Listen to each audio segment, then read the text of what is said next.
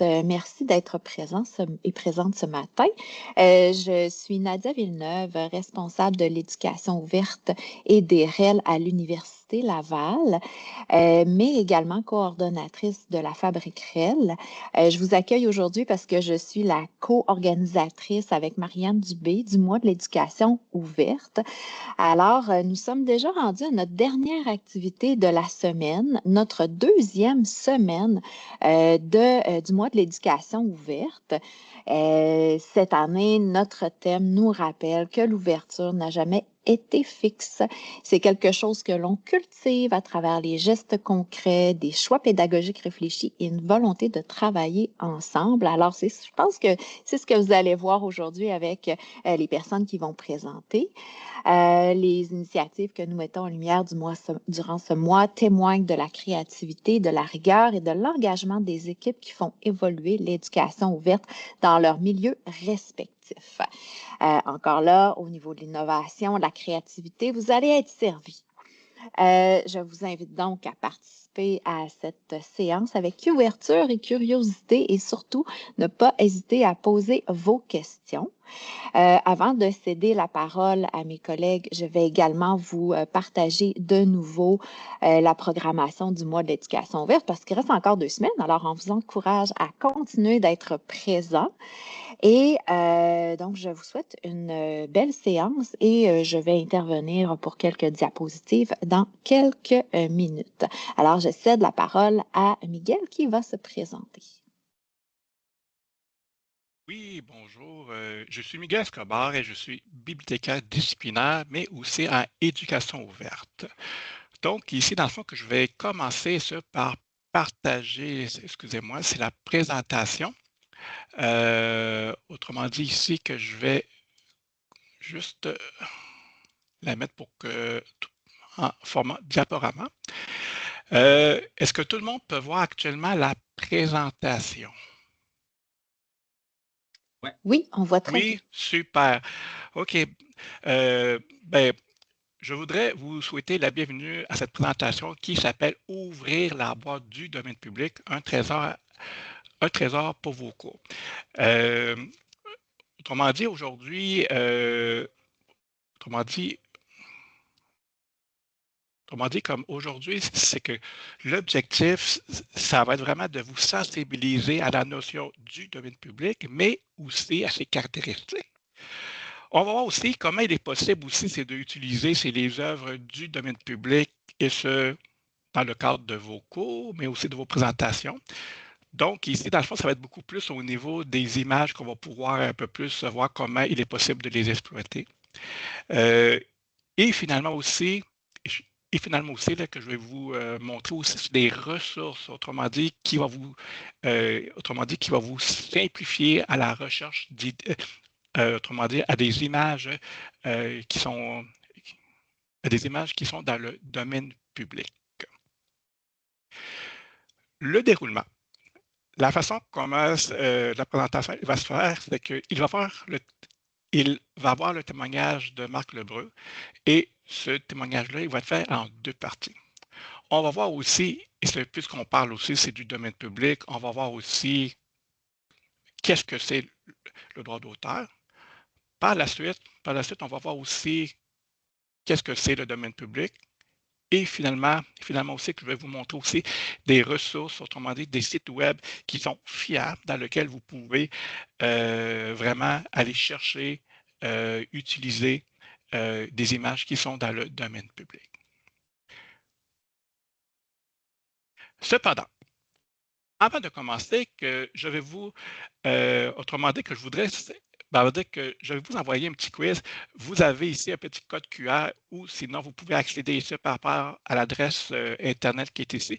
C'est vraiment un petit quiz. C'est vraiment pour tester si vos connaissances, c'est ça, au niveau du droit d'auteur, mais aussi au niveau du domaine public. Donc ici, dans le fond, que je vais vous laisser, je dirais, 1 minute pour que vous puissiez répondre à ces 4 questions. J'ai Donc, ici, partagé le lien dans le ah, clavardage, Miguel, pour ceux qui ne veulent pas utiliser leur cellulaire. parfait. Donc, ici, j'ai mis mon chrono.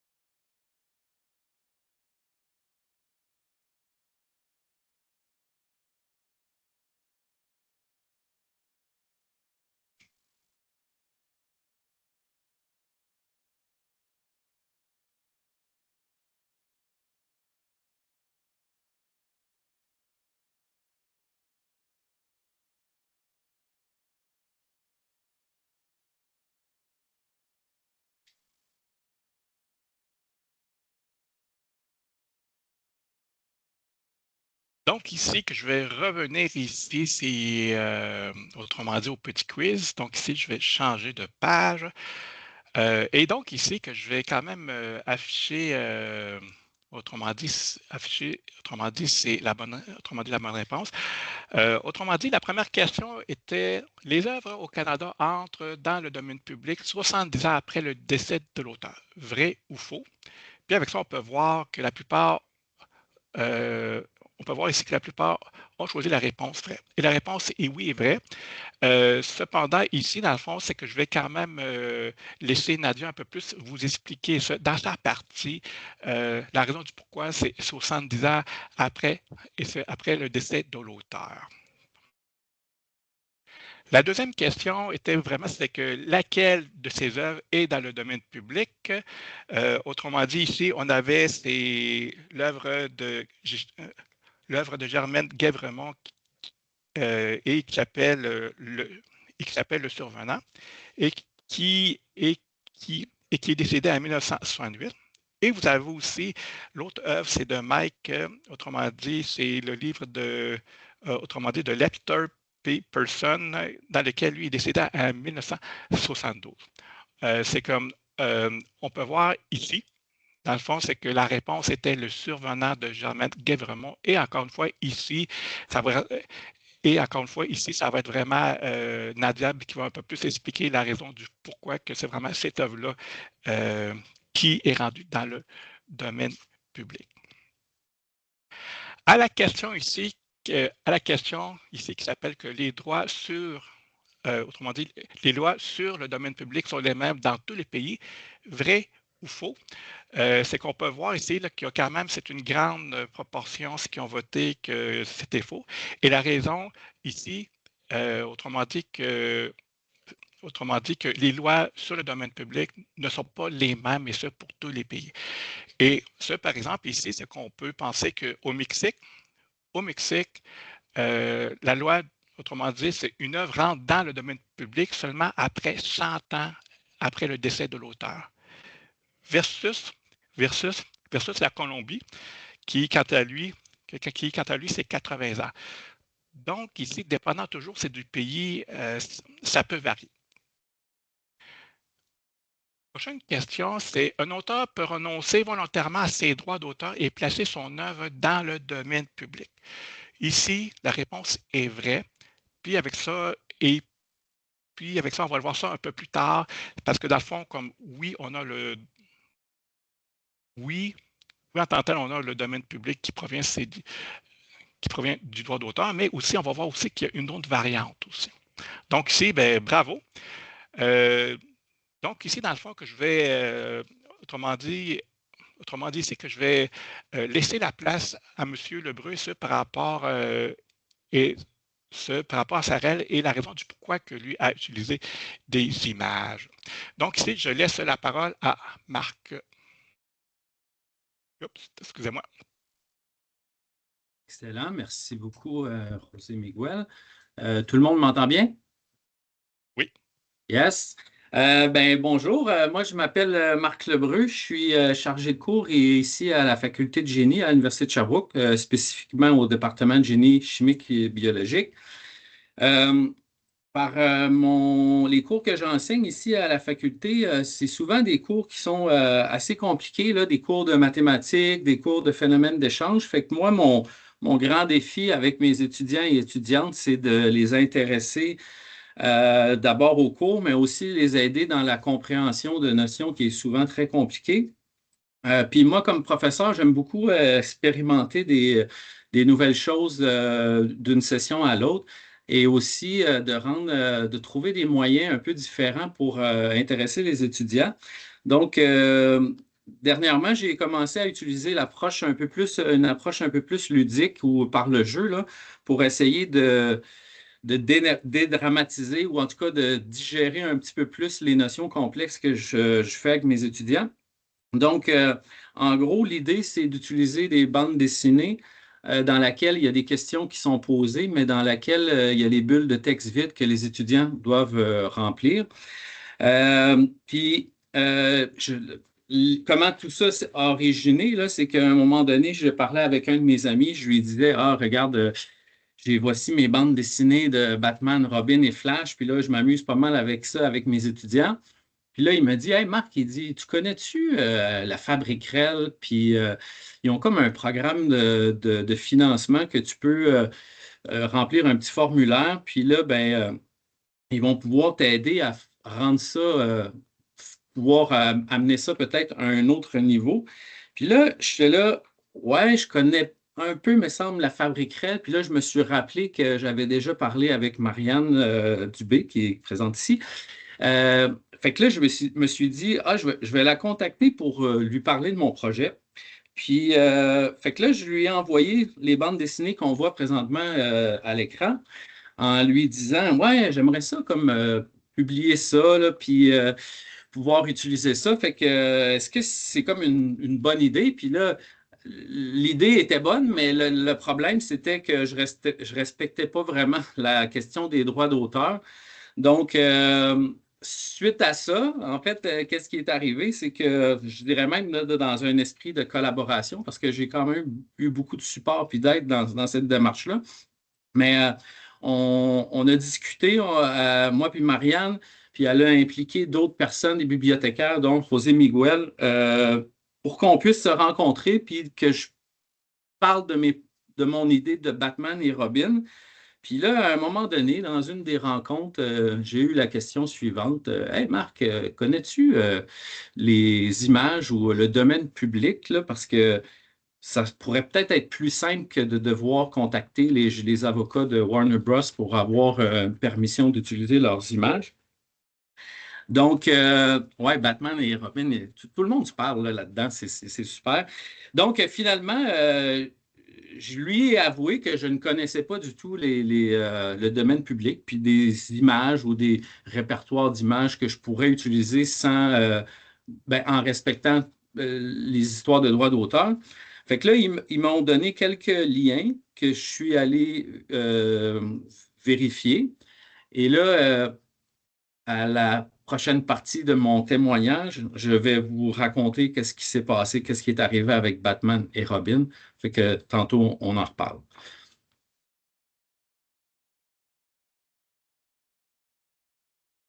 Alors, au niveau du droit d'auteur, c'est important de le comprendre pour être capable de bien utiliser le domaine public. Et puis là, tout à l'heure, on va vous partager le lien vers la REL de M. Lebreu, mais on ne veut pas que vous alliez voir tout de suite, on veut que vous nous écoutiez un peu avant. Donc, pour mettre la table, le droit d'auteur, spécifiquement au Canada, est automatique lorsqu'une œuvre est fixée sur un support numérique ou papier ou une pellicule, etc.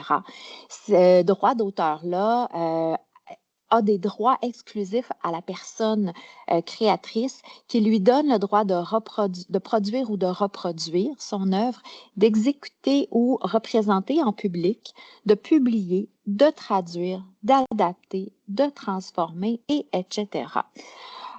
Il peut également le communiquer en totalité ou en partie sous n'importe quel format qu'il désire. Fait qu'on comprend bien que c'est lui qui est maître de son œuvre et si quelqu'un d'autre veut se prémunir de ce droit, ben, il doit contacter la personne créatrice, mais vous savez bien hein, que dans certains cas, ce n'est pas la personne créatrice qui détient les droits quand on parle de livres, par exemple, chez une maison d'édition ou encore des bandes dessinées chez Warner. Donc, il faut aller cogner à la porte, demander des autorisations et dans certains cas, il y a une belle facture qui est rattachée avec ces droits d'utilisation-là qui sont très limités, qui sont normés, qui sont encadrés.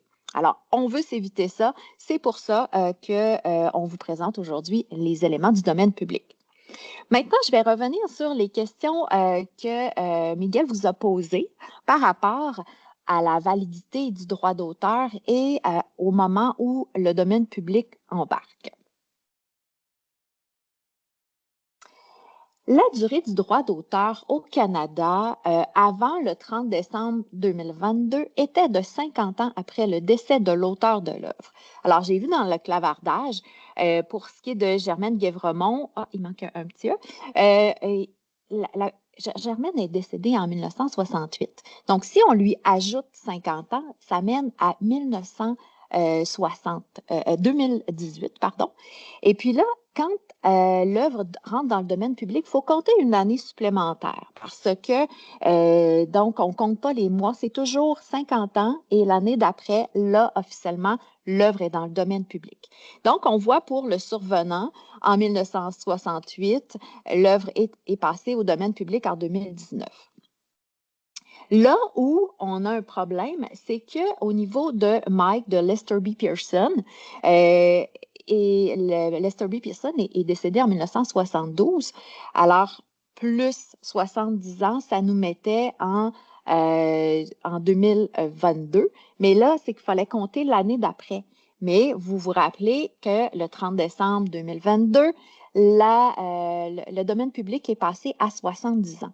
Fait que c'est pour ça que pour une question de 2 petites années, ça fait toute la différence au niveau du domaine public au Canada. Fait que c'est important quand vous utilisez une œuvre qui n'est pas officiellement dans le domaine public, mais vous vous dites, ah, mais là, ça fait 70 ans, ça fait 50 ans, et il faut s'assurer que vous l'utilisez de la bonne façon et les personnes bibliothécaires peuvent vous aider. Comme Miguel l'a mentionné également, il y a différents sites qui sont fiables, qui vont pouvoir vous aider à déterminer également ce qui est dans le domaine public ou non. Et donc, c'est vraiment intéressant comme outil, mais il faut quand même avoir quelques précautions et faire quelques vérifications à ce niveau-là. Je redonne la parole à Miguel. Oui, merci beaucoup. Et avec ça ici, que nous allons voir vraiment qu'est-ce qu'une œuvre dans le domaine public. Comme comme a dit si bien Nadia, c'est que l'œuvre, autrement dit, une œuvre tombe dans le domaine public, et c'est lorsque le droit d'auteur n'est plus appliqué. Qu'est-ce que ça veut dire? Ça veut dire que les droits qui étaient auparavant protégés, autrement dit, une œuvre qui était protégée par le droit d'auteur, autrement dit, l'œuvre n'est plus protégée. Ça fait aussi en sorte que toute personne peut utiliser l'œuvre et ce, sans demander la permission. Ça fait aussi en sorte à ce que une personne ou soit un utilisateur, il pourrait le copier, modifier, le partager, adapter, etc. Mais par contre, ici, il faut faire quand même attention parce que j'ai bien dit copier. Le but ici n'est pas de copier une œuvre et puis de s'approprier, genre c'est le mérite. Non, non, non, au contraire. C'est que ici, c'est que si on fait ça, ça devient vraiment du plagiat. Donc ici, pour être clair et aussi de façon responsable et éthique, il est toujours obligatoire de faire l'attribution, c'est-à-dire ici de citer l'œuvre dans laquelle nous allons utiliser. Autrement dit, c'est vraiment de rendre à César ce qui est à César. Le but ici n'est pas de s'approprier, mais vraiment c'est de pouvoir utiliser l'œuvre en tant que telle.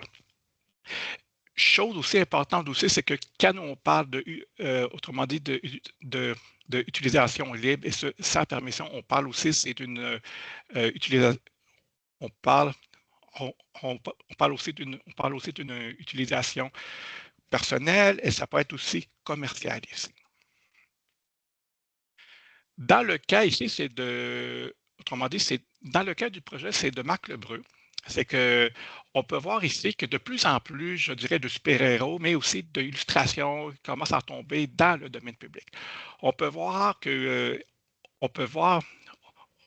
ici qu'il y a 2 ans, autrement dit en 2024, que Mickey Mouse et Minnie Mouse sont tombés dans le domaine public.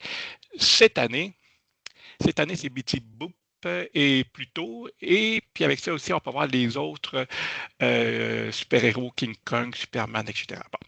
Dans le cas de Marc Lebreu, et ça, par exemple, ici, c'est qu'on a bien vu aussi, c'est dans sa présentation, c'est comme dans le fond qu'il avait utilisé, c'est une image de Superman et aussi Batman.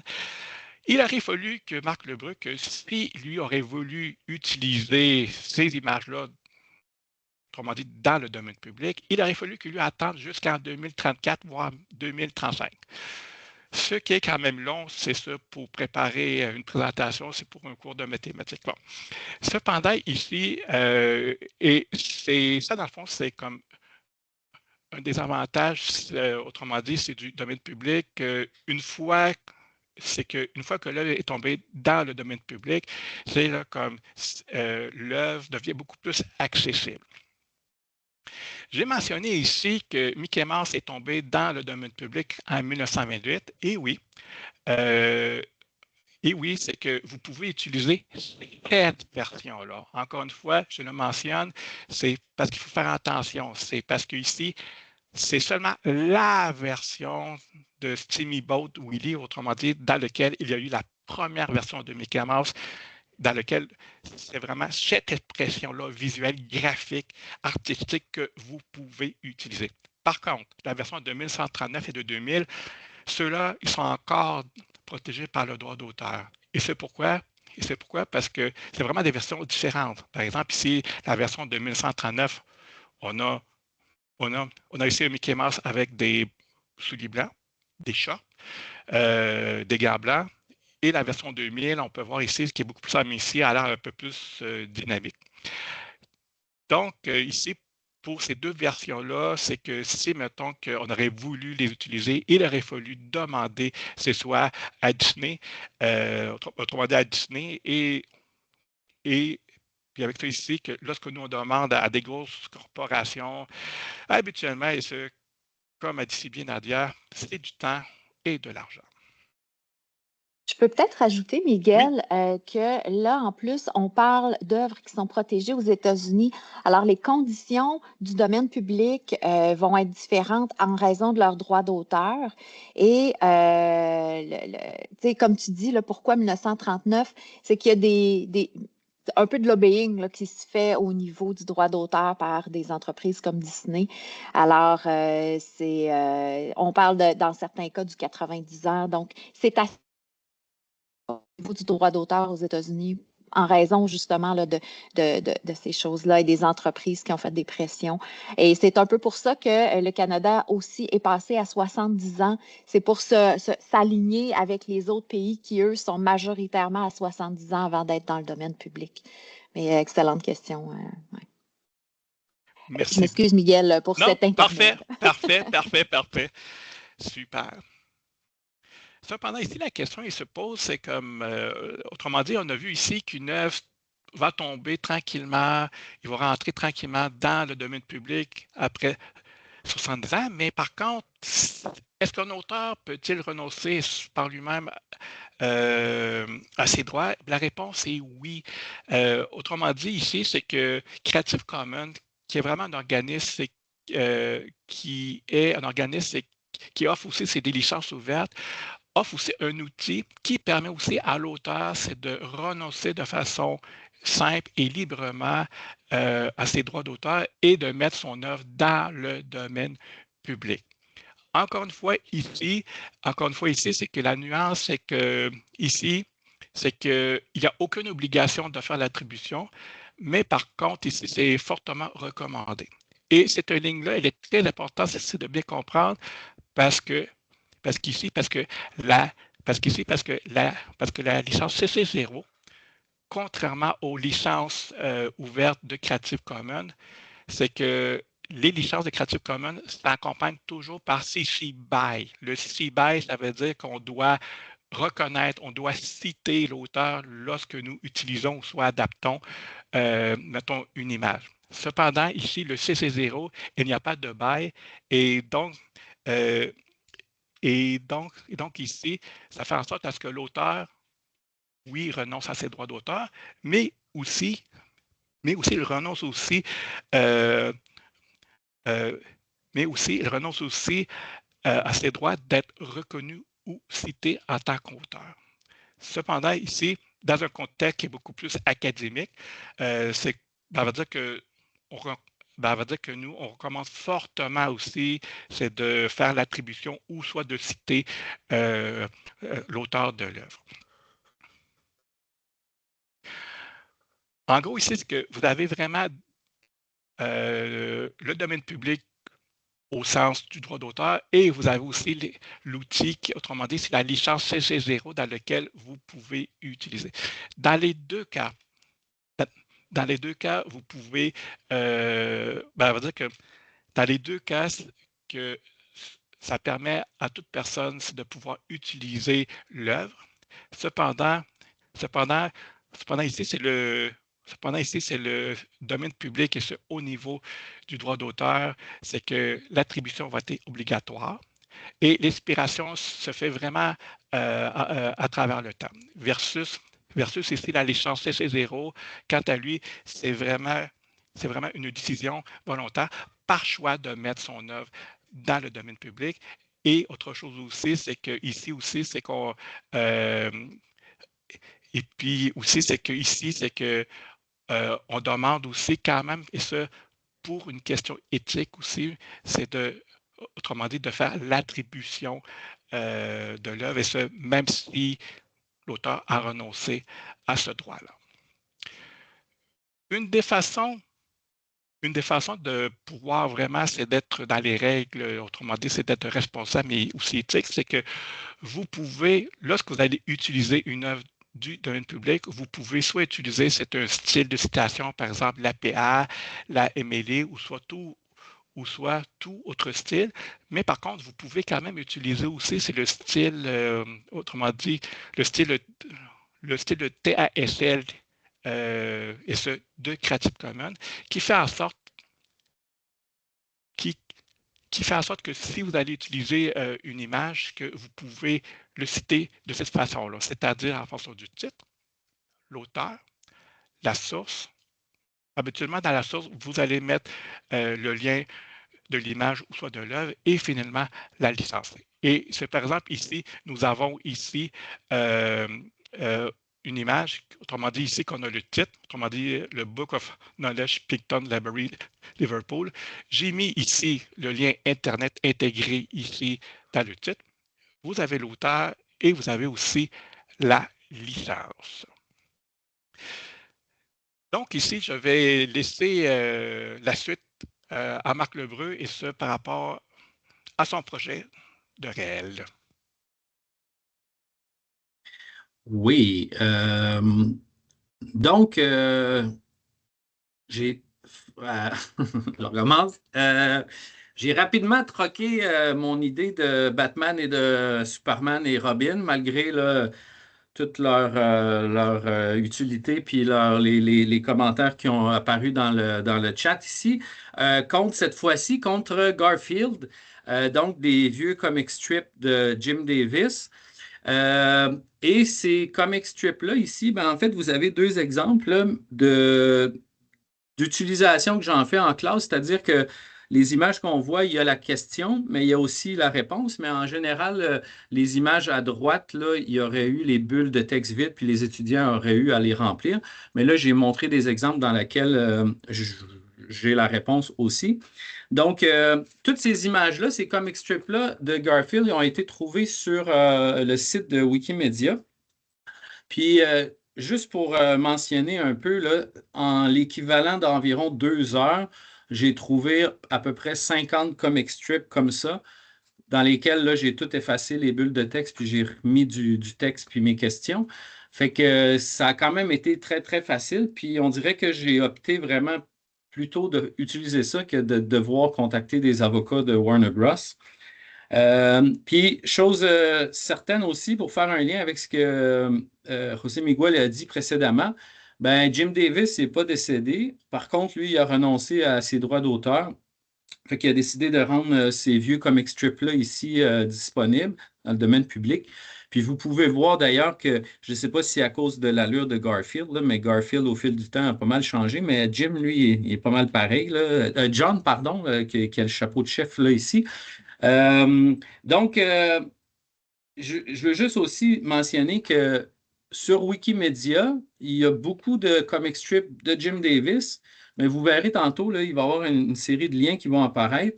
Il y a également plein d'autres bandes dessinées ou de comic books de d'autres auteurs qui ont rendu aussi leurs ouvrages dans le domaine public. Puis, un autre truc que j'ai vu, qui s'appelle le Digital Comic Museum. C'est un site américain qui a encore une fois là, une tonne, mais vraiment tellement d'affaires. Fait que quand je dis ici, là, pour moi, le domaine public, la pointe de l'iceberg, je n'ai pas du tout exploré. J'ai exploré une infime partie de ce qui est disponible. Puis c'est souvent aussi, je dirais, un peu difficile de s'arrêter une fois qu'on commence parce que là, on en veut toujours plus. Euh, donc, une fois que j'ai découvert ces images-là, j'ai décidé de faire mon projet de bande dessinée avec la Fabriquerelle en utilisant ces images-là. Et puis là, ben là, au niveau de la diffusion, ben, je n'avais pas du tout de problème. Puis, comme vous pourrez voir, ou je ne sais pas si c'était dans la slide précédente, il y a l'adresse pour aller consulter la bande dessinée. En fait, il y a l'équivalent de 4 tomes là, dans un cours de phénomène d'échange. Fait qu'il y a à peu près, je dirais, une cinquantaine de bandes dessinées en format questions-réponses qui sont disponibles. Et ça a été un pur plaisir à faire. Donc, qu'est-ce que je voulais rajouter ici? Ouais, en fait, c'était vraiment plus simple pour moi de prendre des images du domaine public. Ça allait accélérer grandement mon projet. En fait, l'idée de Batman et Superman, je ne l'abandonne pas, mais je risque d'attendre un peu plus longtemps, donc en 2034 ou 2035. Malgré que là, je viens de réaliser dans l'image qui était montrée que je pourrais déjà faire quelque chose avec Winnie l'ourson. Fait qu'on verra qu'est-ce qui arrive avec ça. Mais fait que ça fait pas mal le tour de mon témoignage. Puis je vous invite vraiment à aller vérifier les liens qui sont disponibles sur le Wikimedia ou le Digital Comic Museum. Si vous voulez utiliser ça dans certains de vos cours, il y a vraiment beaucoup de matériel qui est disponible. Puis voilà. Merci beaucoup. Tant qu'il y a aussi, c'est plus qu'on parle de ressources, c'est là que j'ai listé ici c'est des ressources, mais par contre aussi que je vais quand même c'est vous montrer vraiment, autrement dit ici c'est les meilleures ressources, mais par contre je ne vais pas pouvoir tout vous les montrer, mais par contre au moins les liens sont là. Autrement dit ici c'est que vous avez aussi c'est le site de Creative Commons dans lequel vous pouvez aussi, excusez-moi, dans lequel vous pouvez chercher et dans lequel ici, par exemple, ici que je vais chercher et ça, un mot, par exemple, mouse, comme souris. Et avec ça, que l'avantage que vous avez, c'est que, autrement dit, qu'ici, ce que vous pouvez déjà cibler ici à votre droite, autrement dit, c'est le type de licence, c'est-à-dire que vous pouvez prendre ceux qui sont en CC0 ou sinon ceux qui proviennent du domaine public. On peut voir qu'ici, chez le petit logo, c'est un petit C barré. Autrement dit, ça va dire, autrement dit, le domaine public en fonction du droit d'auteur et vous avez le petit 0 pour le CC0. Donc ici, je peux cocher et dans lequel ici que le filtre il va s'appliquer et dans lequel ici que j'ai accès vraiment à des images qui sont vraiment dans le domaine public. Donc ici que je vais revenir aussi à la seconde ressource qui est super intéressante, c'est que vous avez aussi le site de Wikimedia. Wikimedia, c'est que l'avantage, c'est que ce site-là, c'est que les images qui sont utilisées sur ce site-là, ce sont des images qui sont soit dans le domaine public ou sinon qui sont sur CC0. Et avec ce ici, que je peux chercher, encore une fois, que je vais chercher par rapport à une souris, excusez-moi, que je vais juste tasser ça. Et avec ça ici, que je peux choisir ici la licence, par exemple, ici, que je vais écrire aucune restriction. Et avec ça, on peut voir ici que j'ai des images que je peux utiliser. On peut voir ici qu'on a aussi le Mickey Mouse aussi, autrement dit Winnie, Mickey Mouse, dans lequel je peux aussi utiliser. J'ai mis en dessous ici une petite section dans laquelle on cible déjà autrement dit, c'est les comics. Autrement dit, c'est vraiment un peu ce que M. Lebreu parlait au sens qu'il y a vraiment une section vraiment de comics dans lequel vous pouvez utiliser. Par exemple, ici, je vais aller dans le Captain Marvel, dans lequel je peux utiliser ici, autrement dit, des images qui sont vraiment dans le domaine public, mais appropriées, ou plutôt, je dirais, qui est beaucoup plus focusé au niveau des super-héros. Et donc ici, vous avez vraiment, c'est des sites vraiment intéressants, autrement dit, des sites, le public domaine, oups, j'ai fait une petite faute, autrement dit, le public domaine Image Archive, qui est vraiment aussi un très bon site. La Bibliothèque du Congrès américain aussi vous offre aussi un site d'images. Vous avez aussi le Digital Comic Museum, autrement dit, c'est vraiment le site que Marc Lebreu a aussi utilisé, dans lequel lui est allé faire ses petites recherches. Et avec ça, ici, c'est qu'on a vraiment la possibilité, c'est d'avoir vraiment des vieux comics dans lesquels vous pouvez aussi les utiliser, et ce, dans vos cours pédagogiques. Donc ici,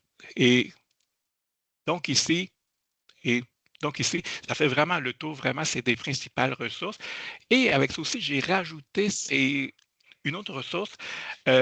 Autrement dit, ici, là, ce sont vraiment des œuvres issues, c'est vraiment des œuvres issues, c'est de collections, c'est de musées qui sont aussi soumis aux droits d'auteur, c'est-à-dire que c'est vraiment la durée du droit d'auteur et c'est plus 70 ans. Et avec ça ici, l'avantage que vous avez, c'est que vous pouvez aller, par exemple, ici que je vais aller au Metropolitan Museum of Art. Et l'avantage que nous avons, c'est que nous avons ici une option Has Open Access Image, dans laquelle ici on peut voir ici, c'est que dans le fond, on peut le copier, modifier et aussi distribuer, dans lequel je peux cocher. Et ici, dans le fond, que je vais voir toutes des images dans lesquelles je peux utiliser, et ce, pour agrémenter mon contenu de cours, ou soit académique. Donc, donc ici, ça fait vraiment un peu le tour des sites que vous pouvez utiliser. Encore une fois, ici, c'est vraiment la pointe de l'iceberg. Mais par contre, ici, c'est pour aujourd'hui, mais par contre, pour aujourd'hui, que je vais vraiment focuser, c'est sur ces ressources-là. On va passer à la période de questions si vous en avez.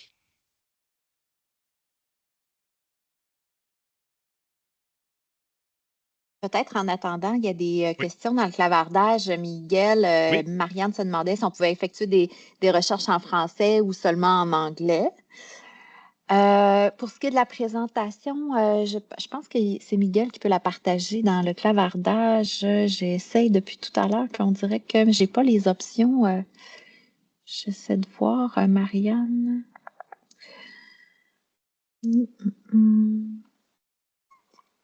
Donc, Miguel, est-ce que dans les sites, le français est accepté dans ceux que tu as présentés?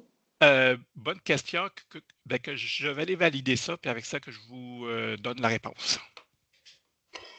Il y a également, dans le clavardage, on a partagé collection de la BANQ. Donc, effectivement, il y a une belle collection du domaine public qui pourrait être ajoutée là, dans la présentation. C'est ça, il y a vraiment une mine incroyable au niveau des bibliothèques qui sont nationales, provinciales, les musées. Donc, c'est vraiment, oui, Gallica aussi. Tu sais, on n'a pas voulu être exhaustif parce qu'on se concentrait un petit peu plus pour ce qui est des images, mais il y a vraiment des trésors qu'on peut trouver dans le domaine public. C'est pas toujours juste du domaine public, mais effectivement, il y a plein de choses pertinentes. J'ai partagé également dans le clavardage le lien vers la REL de M. Lebreu. Oui, Marianne? Oui, ben moi, je vais être plus dans l'ordre du commentaire ou de l'appréciation. Merci beaucoup pour la présentation d'aujourd'hui. Ça a été quand même très concis, là, en moins de 35 minutes. On a fait le tour des grandes lignes du domaine public. On a eu un exemple concret. Donc, moi, j'ai trouvé ça super efficace comme présentation. Le domaine public, à chaque fois que j'entends parler du domaine public, puis c'est très peu parce qu'on en parle très peu du domaine public, mais c'est phénoménal, hein, la portée du domaine public. Mon constat, c'est pas évident de trouver des œuvres du domaine public. Il faut connaître la loi du droit d'auteur du pays du détenteur des droits, en fait, l'auteur souvent ou le détenteur des droits. Il faut être capable de calculer. Faut connaître les. Non, mais tu sais, moi, je reviens à Germaine Guévremont. Attends, là, tu sais, avant 71, c'est pas évident, hein? C'est pas si évident que ça. Puis là, ben, tous les liens qui étaient dans la présentation, si Miguel, là, tu peux nous envoyer la présentation dans le clavardage, on pourrait tout repartir avec. Ce serait vraiment super. Puis en même temps, ben, il y a le témoignage de Marc. Merci, Marc. C'est vraiment intéressant de voir aussi ton désir de respecter la loi du droit d'auteur et de ne pas te mettre à risque.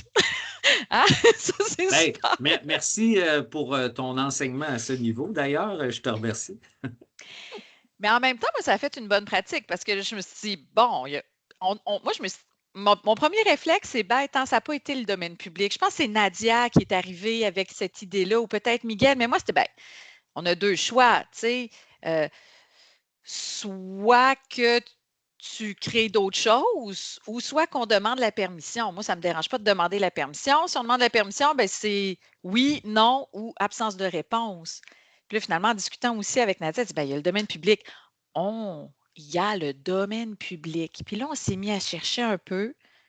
Je trouvais que ce n'est pas si évident que ça. Puis moi, j'avais un peu la crainte que tu ne sois pas satisfait ou que tu n'y trouves pas ton compte, Marc. Puis là, de t'entendre aujourd'hui, je suis ravie de voir que même Winnie l'ourson, tu trouves du potentiel dans Winnie l'ourson de 1930. Tu sais, c'est quand même génial. Ben, tu sais, je vais faire du pouce sur ce que tu viens de dire, Marianne.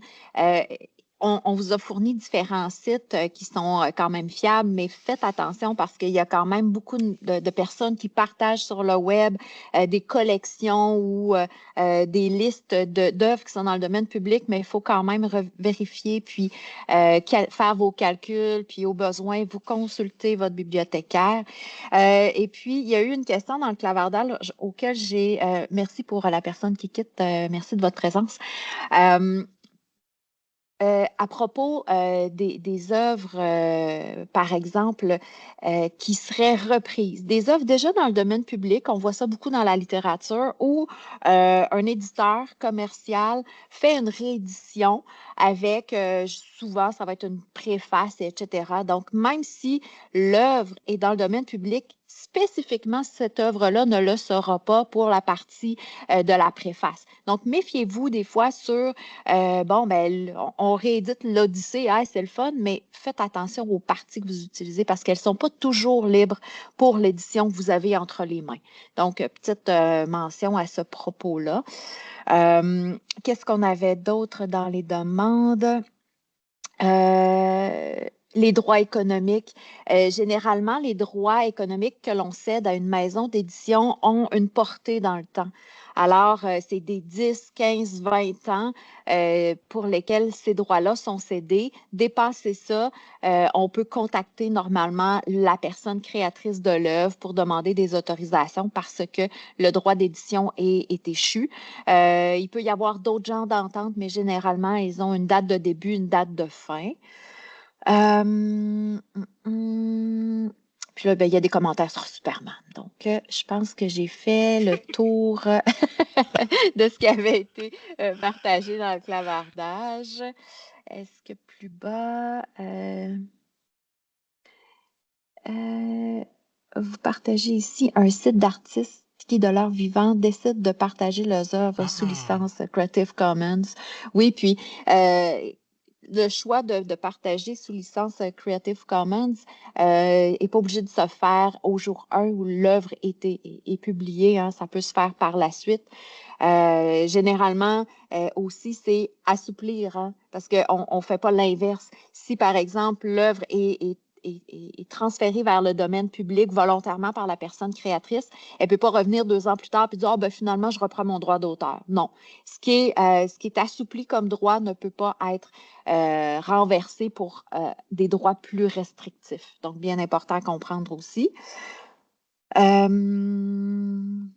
Voilà. Je pense que, Miguel, ça va être plus facile de partager la présentation PowerPoint parce que je peux juste extraire un PDF. Donc, je pense qu'on va envoyer un courriel aux personnes qui étaient inscrites. Ça va être plus facile avec le lien vers l'enregistrement, même s'il va être facilement trouvable sur la playlist YouTube.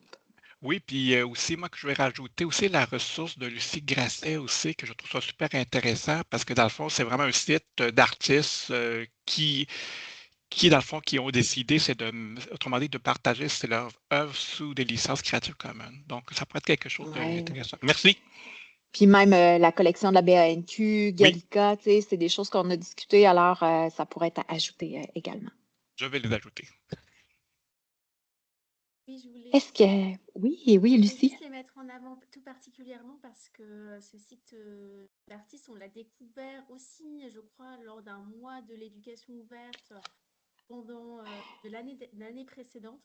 Et cette année, on publie une série d'articles sur le partage, sur le challenge au partage. Ça s'appelle Sharing is a Challenge, mais partager est un défi.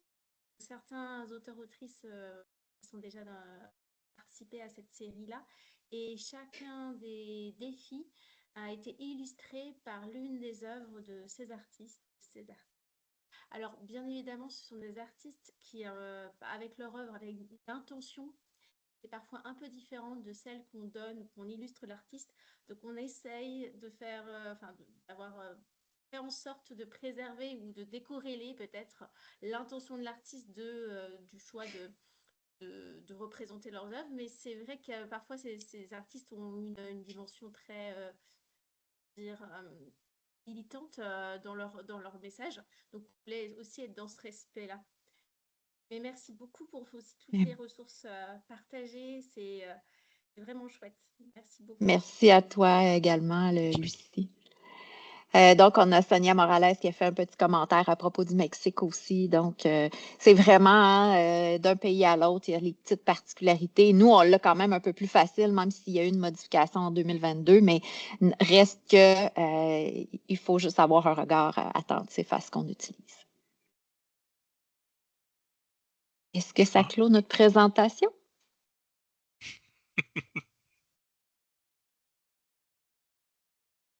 Oui. Excellent. Bien, écoutez, on vous remercie infiniment. Merci de votre présence, de votre collaboration. Et puis, bonne suite du mois de l'éducation ouverte. Si vous voulez remonter dans le clavardage pour le lien. Ah, merci Marianne. Voilà le lien de nouveau. Alors, merci à tous. Merci. Bye bye. Bye bye.